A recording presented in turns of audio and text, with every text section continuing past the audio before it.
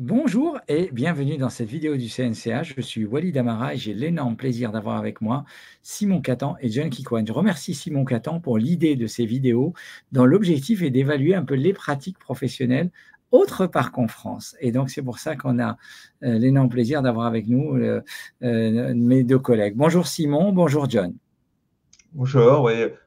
Effectivement, donc on va introduire une nouvelle série d'interviews YouTube pour le CNCH avec un panorama de la cardiologie francophone dans les autres pays, où on croiser des médecins qui sont francophones et qui va nous analyser sur l'organisation des soins dans leur pays, en particulier de la cardiologie. Donc on a la chance d'avoir John, qui est notre premier interlocuteur de cette belle série qui arrive. Je te laisse. Alors, John Alors, Kikwan, je te laisse, Walid, après, introduire. donc en fait, John était un de nos internes à Paris et c'est pour ça qu'on a gardé le contact. Et peut-être que je pourrais te laisser te présenter, un peu nous décrire un peu ton itinéraire et finalement un peu les motivations, les opportunités qui t'ont amené à exercer la cardiologie en Suisse. Pas de souci. Alors, bonjour à tous. Donc, moi, je m'appelle John. Je suis donc cardiologue. Actuellement, j'exerce en Suisse, mais je suis cardiologue français. J'ai fait toute ma formation à Paris. Je suis parisien de base.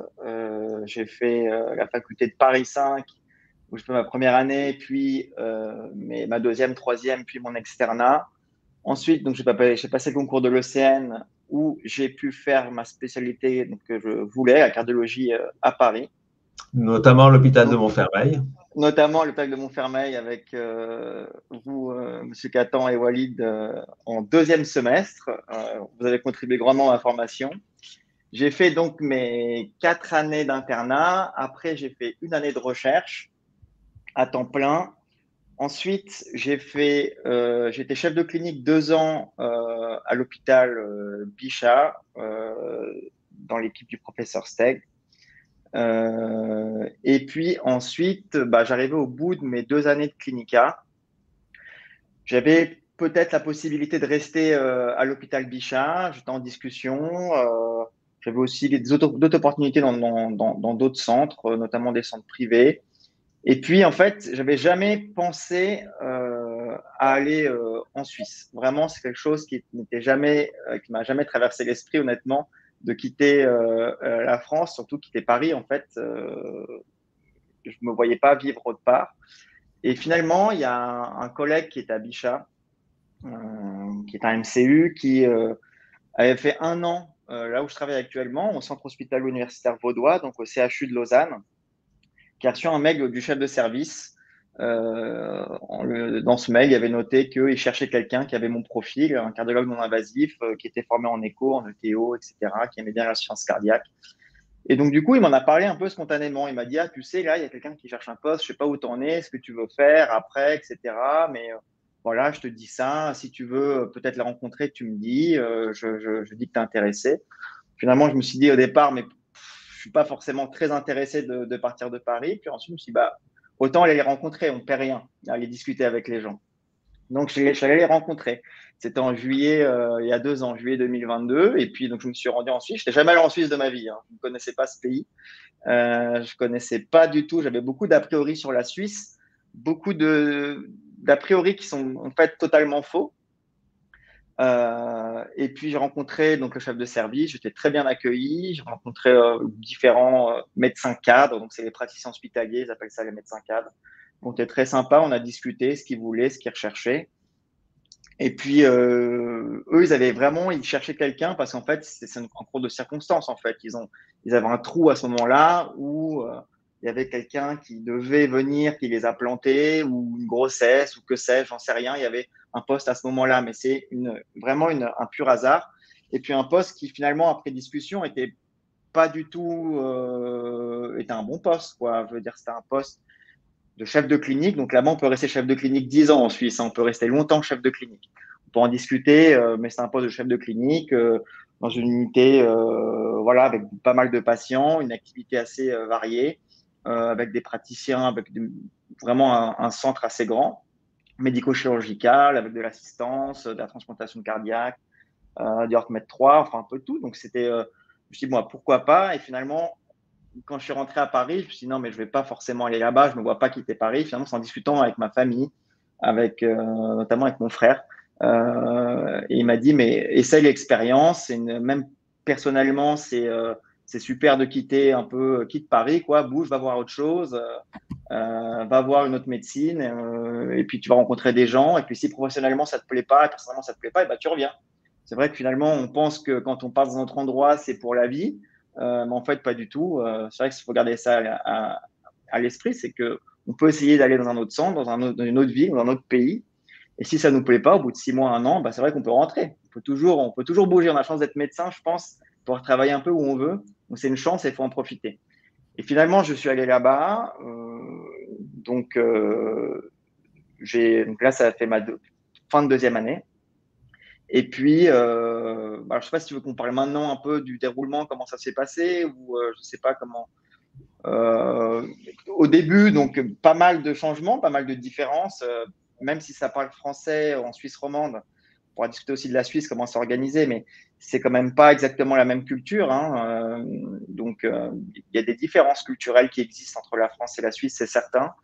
Et puis, il y a une organisation quand même dans les soins qui est différente. Donc, au début, il y a quand même quelques mois d'adaptation où j'étais encore j'étais pas forcément très à l'aise au départ. Et finalement, petit à petit, les choses se sont bien passées. Les gens m'ont fait confiance. Ça, c'est une des choses les plus difficiles, c'est de gagner la confiance des gens quand on débarque dans un autre centre, quand on est assez jeune. Parce que moi, j'étais à Bichat depuis 4 ans. J'ai fait une année d'internat, une année de recherche, 2 ans de chef de clinique. Les gens me connaissaient. Je sentais une certaine confiance et c'était très plaisant. Et là, en l'occurrence, faut tout refaire. On est une nouvelle personne qui ne connaissent pas, donc faut un peu refaire. Mais globalement, ça s'est très bien passé. Et puis là, je suis parti pour rester un petit peu. Ça se passe vraiment bien. Et puis on se refait un cercle d'amis. J'ai découvert des personnes personnellement. J'ai rencontré beaucoup de gens, des Suisses. Il y a énormément d'étrangers en Suisse, énormément d'étrangers européens. Je pense qu'à Lausanne, il y a 40, j'ai regardé, il y a à peu près 45% des gens qui habitent à Lausanne qui n'ont pas la nationalité suisse. Et il n'y a pas du tout que des Français, il y a énormément de Portugais, il y a énormément d'Italiens, il y a des Français effectivement, et bien sûr il y a les Suisses. Et donc c'est rigolo de rencontrer des gens de pays divers qui ont fait leur formation dans d'autres pays. Voilà, on échange, ça c'est sympa. On va essayer de parler un petit peu déjà de l'organisation générale des soins en Suisse. Après, on va se pencher sur la cardiologie. En France, globalement, les hôpitaux, il y a plusieurs catégories. Il y a les hôpitaux universitaires, comme Bichat a connu, et les hôpitaux non universitaires, comme Montfermeil, ou comme tous les hôpitaux, voilà, les hôpitaux non universitaires qui regroupent essentiellement les services qui sont rattachés au CNCH. Ensuite, après, il y a les hôpitaux privés non lucratifs, qui sont des fondations, puis il y a des hôpitaux privés qui sont dans des chaînes commerciales type Rapsay ou Elsan ou d'autres compagnies. Comment sont organisés les hôpitaux en Suisse? Quel est le statut de ces hôpitaux? Alors, bon, déjà, juste pour dire, je suis là que depuis 2 ans. Je ne connais pas tous les rouages de la Suisse, mais de ce que je sais, comment je vois les choses, c'est que déjà, c'est divisé par canton, la Suisse. C'est un système qui est assez fédéral. Il y a le canton de Genève, de Suisse romande, donc la Suisse qui parle français, c'est à peu près 15-20% du pays. Tout le reste, c'est la Suisse alémanique, c'est les Suisses allemands. Et il y a 5% de Tessinois, c'est les Suisses italiens. Donc, c'est un pays qui est divisé par canton. Donc, il y a le canton de Genève, Neuchâtel, canton de Vaud, c'est là où il y a Lausanne, et canton du Valais, là notamment l'hôpital de Sion. On va dire que chaque canton, surtout en Suisse romande, en fait, il y a Genève et Lausanne qui ont des CHU, enfin qui ont un CHU dans chaque canton. Il y a le Centre hospitalier universitaire de Lausanne, le Centre hospitalier universitaire de Genève. Dans chaque canton, il y a d'autres centres qui sont, on peut dire, équivalents des centres de périphérie ou j'aime pas trop ce terme, mais des centres non universitaires. Et bien sûr, il y a des centres privés. Bien sûr, il y a des centres privés. Donc, finalement, ça ne change pas forcément. C'est un peu comme la France. Il y a des CHU, mais sauf qu'il y a moins de CHU que dans les grandes villes, Paris, Marseille, choses comme ça. Il y a, on va dire, un CHU par canton. Encore, il y a des cantons où il n'y a pas de CHU. Il y a des hôpitaux de périphérie et il y a les centres privés. Donc, c'est à peu près identique à la France, mais la répartition, parce que bon, En France, c'est plutôt 50-50 entre les hôpitaux privés et les hôpitaux publics. Grosso modo, en Suisse, Je dirais que l'activité, alors, il n'y a pas en Suisse, vous n'avez pas ces grands centres comme on a en France, des centres privés. Euh, Moi, j'ai l'exemple des centres parisiens, hein, mais ces centres, vraiment gros centres médico-chirurgicaux, CCN, Clinique Ambroise Paré, tous ces centres-là, qui ont une grosse activité, un gros volume. Les centres privés, c'est plutôt des petits centres. Il y a très peu de centres qui ont la chirurgie cardiaque sur place. Et ils ont un volume, mais qui est moins important que dans les CHU. Alors, deuxième question, c'était par rapport à l'organisation des soins primaires. Je veux dire, ce qu'on appelle les soins primaires, c'est-à-dire en France, c'est essentiellement la médecine libérale, c'est les cardiologues ou d'autres spécialités qui sont installées, qui sont en ville, qui sont en cabinet et qui envoient les malades à l'hôpital. Mais les liens sont comme c'est des statuts différents, les liens sont pas toujours faciles à organiser. Genre, on peut pas être en dehors que quel PH mi-temps. Voilà, comment se passent les liens entre la médecine libérale ou la médecine de premier recours et la médecine de second recours, la médecine hospitalière en Suisse? Alors, il y a effectivement il y a les cardiologues dits libéraux, donc, qui sont installés en cabinet. Et encore une fois, faut s'imaginer que les villes en Suisse, il n'y a pas de grosses villes enfin, il y a quelques grosses villes, mais je veux dire, on est sur une plus petite échelle, hein. Par rapport aux gros centres, encore une fois, parisiens, marseillais ou autres. C'est vraiment plus petit, donc les gens se connaissent en fait. Donc tout le monde, par exemple, dans le canton de Vaud, là où je travaille, le CHU, le CHUV, en fait, tous les cardiologues libéraux, ils connaissent tous les gens du CHU. Je veux dire, ils sont tous passés par là, ils sont formés par là, parce que c'est quasiment un des seuls endroits où on peut se former avec Genève, d'accord, avec deux universités, globalement, en Suisse romande. Donc, il y a comme une très bonne relation entre les cardiologues libéraux et les CHU. Alors, bien sûr qu'il y a parfois des cardiologues libéraux qui vont plutôt adresser dans les centres privés plutôt qu'au CHU, mais ça, c'est comme partout. C'est une question d'affinité. Mais globalement, on a plein de patients qui sont adressés par les cardiologues de ville, effectivement, pour des bilans. C'est des correspondants. Comme en France, on peut avoir également des correspondants avec tel hôpital ou tel centre privé. D'accord. Justement, il y avait la question sur l'accès au système médical. C'est-à-dire quand on Ouais. regarde en France, le premier recours, c'est souvent les cardiologues, les cabinets libéraux de médecins généralistes ou de cardiologues, et qui vont référer le patient après vers la cardiologie libérale ou la cardiologie hospitalière. Comment ça se passe en Suisse? Ouais, globalement, c'est la même chose. Les patients sont tous, la plupart adressés par des cardiologues de ville. Donc, la première porte d'entrée, généralement, c'est la cardiologie libérale, enfin, cardiologue installé. Après, et qui adresse les patients dans un second temps aux différents centres. Après, effectivement, il y a certains patients, voilà, les patients qui arrivent par les urgences pour les STEMI. Il y a une STEMI, la décongestion cardiaque inaugurale, qui va être hospitalisée, elle sera suivie au CHU, par exemple. Donc, il y a, on va dire, je pense que le premier recours, effectivement, c'est les cardiologues de ville, mais on a aussi des patients qui arrivent via les urgences dans notre centre, ou également des patients qui sont directement adressés à tel docteur, tel médecin, professeur intel, voilà, en consultation. Mais comme on peut avoir aussi en France, où voilà, vous avez des patients qui vont voir, vous êtes le premier cardiologue du patient. Ça peut arriver, mais il y a souvent quand même une première partie par la cardiologie libérale, les cardiologues installés. Dans certains pays européens, le premier recours, c'est le médecin généraliste, hein, et on n'a pas un accès direct au cardiologue. Ah, Est-ce pardon. que, Alors, je me suis mal exprimé. Ça passe par le médecin généraliste. Ça impérativement, c'est passe par le obligatoire? médecin généraliste. Je ne peux pas dire à 100%, mais théoriquement, oui. Pourquoi? Parce que en fait, il y a le système de santé, ça, il faut le comprendre. C'est pas du tout le fond en termes d'assurance, en termes de prix, de coût. C'est pas comme nous en France. Enfin, français, je suis pas en France, mais il n'y a pas de sécurité sociale en Suisse. C'est un système privé. Ce sont des assurances privées qui financent la santé. Et comment ça se passe? Ça, c'est important. Ça, c'est le plus important, je pense. Une des plus grosses différences, c'est que chaque personne qui vit en Suisse doit payer de façon obligatoire une assurance privée minimale. D'accord? Et cette assurance privée minimale, en fait, c'est pour avoir accès aux soins. Sauf que c'est pas comme nous, c'est pas les soins tout à fait gratuits. C'est-à-dire que si vous prenez l'assurance la plus faible, comme j'ai globalement, parce que je suis pas malade, globalement j'ai la chance de pas avoir de problème de santé, donc je n'ai pas besoin d'aller consulter les hôpitaux, j'ai peu de chances d'être hospitalisé. Je paye une assurance maladie.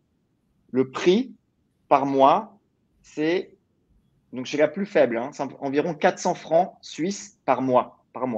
400 francs suisses, c'est environ 420 euros, 430 euros par mois. Donc, je paye 430 euros par mois pour avoir mon assurance. Et cette assurance, elle me donne accès aux soins, mais je dois payer mes 2000 premiers euros sur l'année. Vous voyez ou pas ce que je veux dire? C'est comme une assurance. Exactement, c'est comme une assurance de voiture. Alors, bien sûr, si on a tendance à être malade, on va prendre une assurance qui va coûter plus cher avec moins de franchise, par exemple. D'accord? Parce que on dépasse très vite les 2000 francs si on est hospitalisé, etc.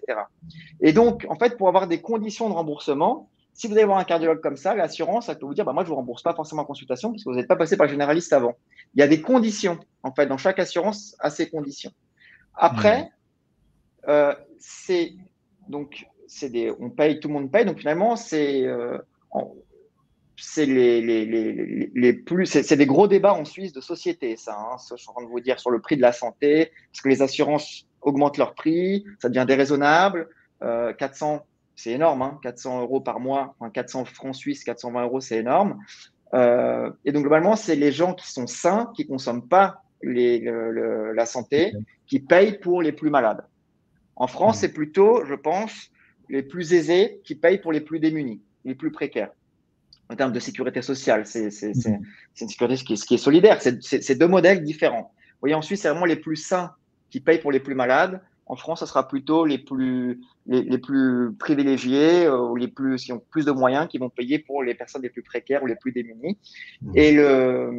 Mais par contre, en Suisse, il laisse personne de côté. Ça, je pense que c'est important de dire. Il y a des aides pour les gens qui sont sous un certain seuil. Ils ont des aides pour avoir leur assurance. Il laisse personne de côté. Tout le monde on est obligé d'avoir une assurance, par exemple, pour vivre en Suisse. Donc, j'ai jamais vu quelqu'un qui s'est fait refuser les soins parce qu'il n'y avait pas de moyens, ou même certains réfugiés qui sont pris en charge de façon gratuite. 400 euros pour une assurance la moins chère, c'est pas négligeable. On peut se poser la question sur les assurances les plus chères ou les qui couvrent mieux. Oui, mais Simon, nous, sur nos fiches de paye, on a beaucoup plus que 400 euros par mois qui sont pris dans la cotisation Sécu. Donc finalement, 400 euros, c'est pas… On les voit pas. C'est vrai qu'on n'a pas l'habitude de les Un cardiologue libéral, quand il paye l'URSSAF, il paye la cotisation Sécu, en fait. Moi, c'est ce que je m'étais fait comme réflexion et je me suis dit qu'en fait, je pense qu'en France, effectivement, pour les personnes qui ont un certain revenu, probablement qu'ils payent beaucoup plus pour la Sécu, mais on ne s'en rend pas compte parce que, voilà. Mais après, en Suisse, ça, encore une fois, je vous dis… C'est plafonné en France. Et encore une fois, juste je finis, une dernière chose, c'est que moi, je suis jeune, donc je suis jeune, je n'ai pas de problème de santé.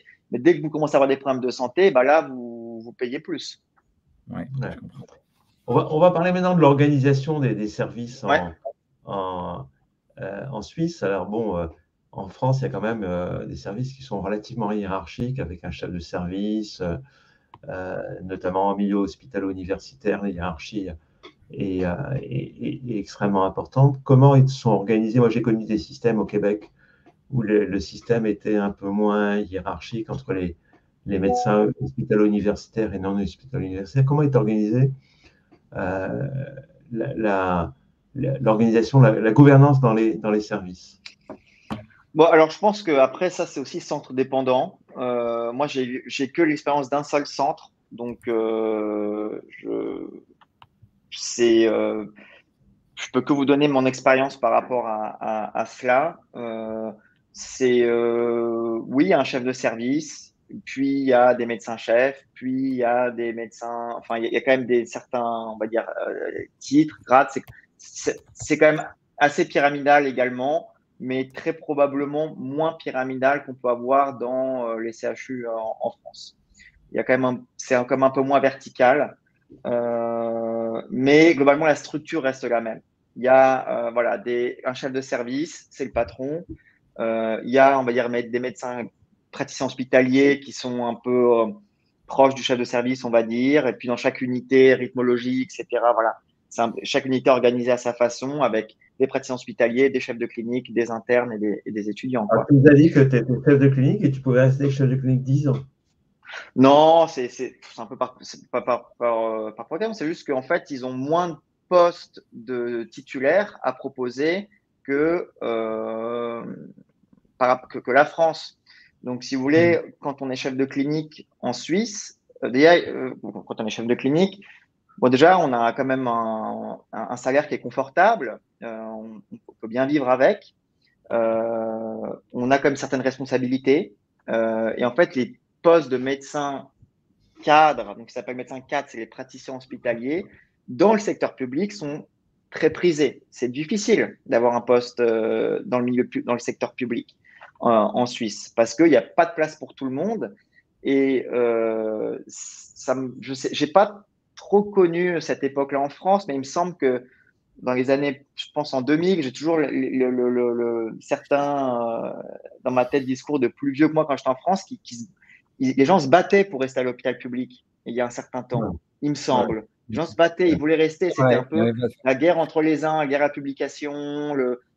Et après, de plus en plus, pour des différentes raisons, les gens sont de plus en plus partis à l'hôpital et les jeunes ont de plus en plus de mal à rester dans les hôpitaux publics et notamment dans les CHU. En Suisse, on est toujours dans cette concurrence dans le but de rester dans l'hôpital public parce que ça nous offre comme une belle médecine, des beaux patients et une bonne qualité de vie en termes salarial, en termes de recherche également.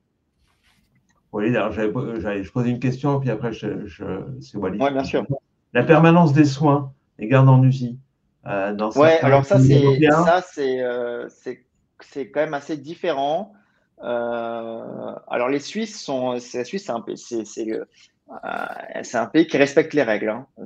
Voilà. Quand il y a une règle, elle est appliquée vraiment comme elle est écrite. Donc, globalement, les internes, ils n'ont pas le droit de travailler plus de tant d'heures, ils ne travaillent pas plus de tant d'heures.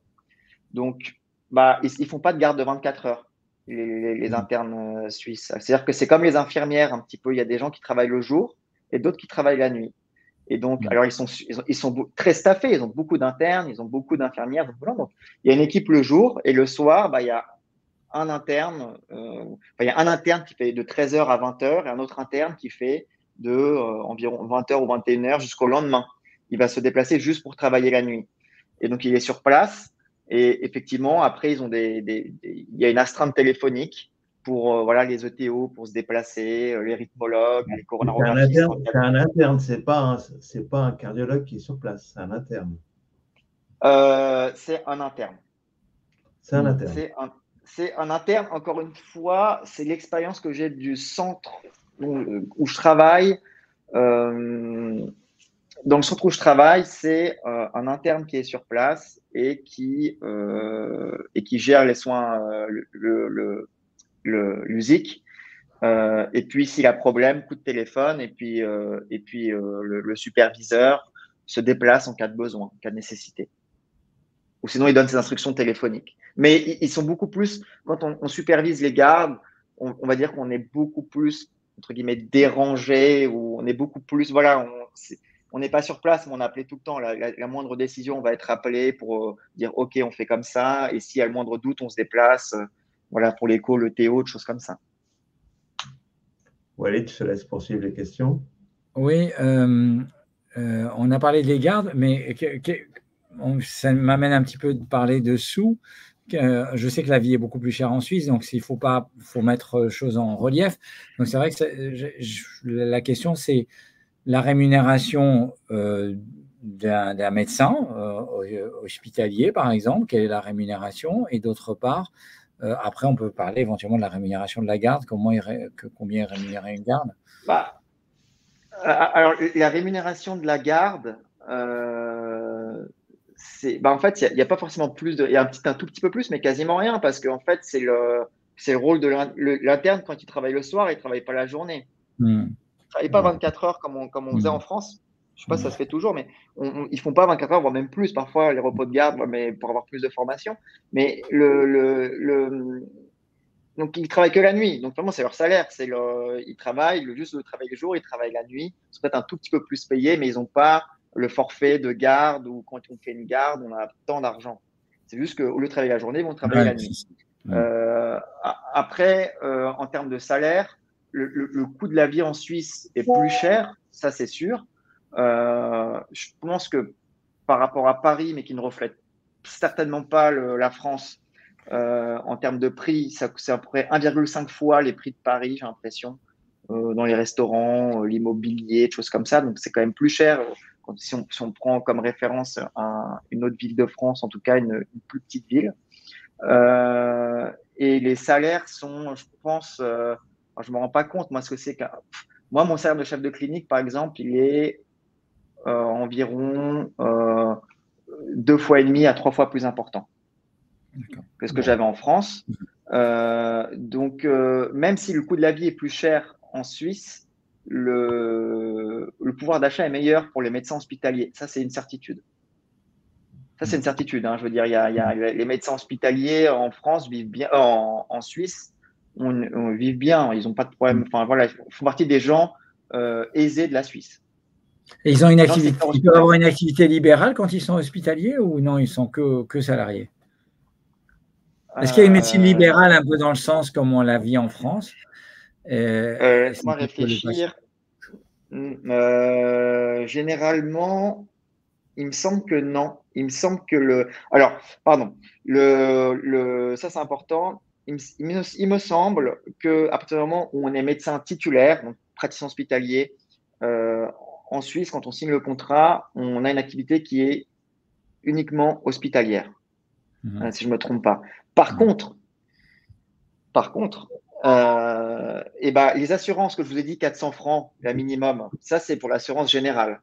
Après, il y a des patients qui ont une assurance privée en plus. C'est comme une mutuelle complémentaire qui permet d'avoir une chambre simple et pas une chambre double, de la meilleure nourriture, voilà, ou avoir le médecin de son choix. Ça, il faut avoir une mutuelle privée, par exemple, pour choisir son médecin. Moi, avec ce que je paye, si je veux hospitaliser, je n'ai pas le choix de mon médecin. Je vais voir voilà, c'est ce qu'on me dit. Mais quand on a mutuelle privée, si je veux me faire opérer par un tel ou me faire dilater ma droite ou mon IVA par un tel, il faut avoir voilà, une assurance privée. Et donc, les assurances privées, pour le coup, quand les gestes sont effectués à l'hôpital, en fait, il me semble que l'argent qui est généré par le geste, finalement, là, ça vient non pas dans la poche de l'hôpital public, mais dans la poche du praticien qui a fait le geste. Donc, on retrouve cet aspect de cardiologie privée qu'on peut avoir dans les hôpitaux en France, dans les CHU ou les centres périphériques, où voilà, tel geste est fait en public, tel geste est fait en privé. Et en France, ça va dépendre du régime d'assurance. En Suisse, ça va dépendre du régime d'assurance du patient. Et par exemple, quand c'est un patient qui est privé, moi, ça m'est déjà arrivé, un patient hospitalisé, une dépression cardiaque, il y a une assurance privée, et par exemple, l'écho, je ne peux pas la faire moi. Parce que moi, je suis chef de clinique, et l'écho, pour l'assurance, ça doit être fait par un praticien hospitalier, par un médecin cadre. Mais par contre, l'argent généré par cette échographie cardiaque, il me semble qu'elle est pour le service ou pour le praticien, ou en tout cas, donc ce qui permet d'augmenter le revenu des médecins hospitaliers. Alors, globalement, il y a encore une dernière question, après je te laisse, Simon. Est-ce qu'il y a une liberté d'installation? C'est-à-dire qu'un interne suisse qui finit, qu'est-ce qu'il fait? Qu'est-ce qu'il devient? Alors, il y a certains cantons, je pense au canton de Genève, où il commence à y avoir une clause sur la restriction de liberté d'installation. C'est-à-dire que tu aurais dit, il y a trop de cardiologues à Genève, on n'a pas besoin d'autant de cardiologues, donc maintenant, ce sera un départ à la retraite, un nouveau cardiologue qui s'installe. Et donc, dans le canton de Vaud, là où je suis, il n'y a pas ça. Donc, effectivement, les Suisses, quand ils ont fini, ils ont leur spécialité. Et donc, soit ils arrivent à rester à l'hôpital, chef de clinique, ils essaient d'avoir un poste, ou sinon, ils s'installent. Ils s'installent en cabinet. Ok, c'est intéressant. parce qu'on est dans les sous aussi, je veux dire, le montant d'une consultation de cardio, d'un ETT, d'un Holter. Alors, j'en sais, j'ai quelques fourchettes, mais j'en sais trop pas. En fait, moi, je suis médecin salarié, ça me va très bien. J'ai horreur des trucs de cotation, de machin, ça me gave, mais globalement, pardon, j'ai perdu mon AirPod. Vous m'entendez? Oui, Oui, oui. parfait. Globalement, ce qui est important de savoir, c'est que la consultation, je sais, parce que parfois je dois faire les cotations quand je vois les patients en consultation pour l'hôpital, mais j'ai pas je sais pas combien coûte l'acte que je fais. J'en sais rien. Ça va être un truc qui s'appelle le TARMED où il y a tout noté. Mais ce qui est important de savoir, c'est quand on fait une consultation en Suisse, que ce soit à l'hôpital public ou en cardiologie libérale, et ben en fait, vous pouvez coter tous les actes que vous faites. C'est pas comme en France où je sais pas si c'était comme ça, mais en France, de mémoire, c'était une consultation, un acte. Moi, j'avais fait quelques remplets en France, mais c'était une consultation, un acte, il me semble, non? Une écho, C'est ça. c'était une écho. Une consulte, c'est une consulte. Et là, là, vous avez une grille où vous mettez consultation, tant de minutes, c'est à la 5 minutes près, ça a duré 40 minutes, 30 minutes, 35 minutes, un électrocardiogramme, une échographie transthoracique, je sais pas moi, un Holter, si vous avez fait un Holter. On m'a raconté qu'effectivement, la consultation est payée en fonction du temps où on reste. On fait une consultation de 5 à Ouais, 10 minutes. dans les grilles de cotation, effectivement, je l'ai vu ça. Vous faites un rapport de 30 lignes et vous notez 30 lignes. Enfin, ils sont fous de la cotation, hein. En Suisse, tout est coté. Ça, il n'y a pas de, ça, y a pas. Si le médecin il vous dit bonjour, ça sera bonjour, c'est coté. Non, je plaisante, mais je veux dire, Oui, non, il y mais a, même la consultation du dossier en l'absence ouais, du. exactement. Vous avez exactement, vous pouvez Voilà. coter, exactement. Il y a une petite case, temps de consultation du dossier, ça me fait 5 minutes, 10 minutes, et ça, c'est coté, ça va coûter de l'argent. Je ne sais pas combien. Mais en fait, tout ça, après, ça revient à l'assurance qui va payer. Bien sûr. Enfin, en tout cas, si ça dépend de votre franchise. C'est comme une assurance de voiture, hein, ça dépend de votre franchise. Mais donc voilà. Après, en termes d'actes, honnêtement, j'en sais pas trop. Je sais qu'une échographie cardiaque, c'est de l'ordre de 250 francs. Donc 280 euros environ. Sachant que, et un Holter, ça va être 100 ou 120. Je sais même pas comment c'est en France, un Holter, mais je crois que c'est 100 ou 120. Mais sachant que mais bon, après, vous cotez ça, vous cotez ça, vous cotez ça, forcément, ça s'accumule, hein. Mais le truc qu'il faut savoir, et ça, je pense que c'est bien, c'est que les actes sont bien valorisés. Il n'y a pas de dépassement d'honoraires. Donc, au moins, c'est pareil pour tout le monde. Vous allez voir tel cardiologue ou tel cardiologue, et voilà, en fait, une écho, c'est une écho. Au moins, il n'y a pas à 96,49 €. Voilà, le problème de la pertinence des actes, il est comment réglé en Suisse? Est-ce qu'il y a des contrôles sur la pertinence des actes ou pas? Ou alors le problème ne se pose pas parce que. Ça, je ne sais pas exactement, mais il me semble que le problème se pose quand même parce que les Suisses, ils râlent beaucoup parce que chaque année, les assurances maladie augmentent les prix. C'est-à-dire que moi, quand je suis arrivé, je payais 350 €, 350 francs, et là, je paye 410. Donc, en 2 ans, ça fait 60 francs. C'est énorme. Et ça augmente. Et donc, les Suisses se disent, mais pourquoi vous augmentez tant? Et donc, il y a un peu une guéguerre entre les assurances qui disent, ouais, mais en même temps, si les médecins facturent beaucoup, nous, on doit augmenter nos prix. Donc, il y a un truc de est-ce que c'est les médecins qui facturent trop ou pas, ou est-ce que c'est les assurances qui s'en mettent plein les poches? Enfin, je sais pas, mais donc il y a. On est sur les mêmes interrogations qu'en France, effectivement. Oui, exactement. On est sur un effet volume. Walid, je te laisse poser la dernière question. Ou bien il y a d'autres questions encore? On voulait savoir si c'était à refaire maintenant. 100%. Ah, voilà. 100%. 100%, mais indépendamment de la Suisse, qui est effectivement un petit pays qui fonctionne bien, etc. Je pense que c'est hyper important de bouger, changer, de voir autre chose, si possible changer de pays, même avoir 1 an d'expérience, 2 ans, voir comment les autres travaillent. Il y a quand même des différences. Voir une autre organisation, rencontrer des nouvelles personnes, élargir son réseau. Je pense que c'est important et on apprend toujours, on apprend.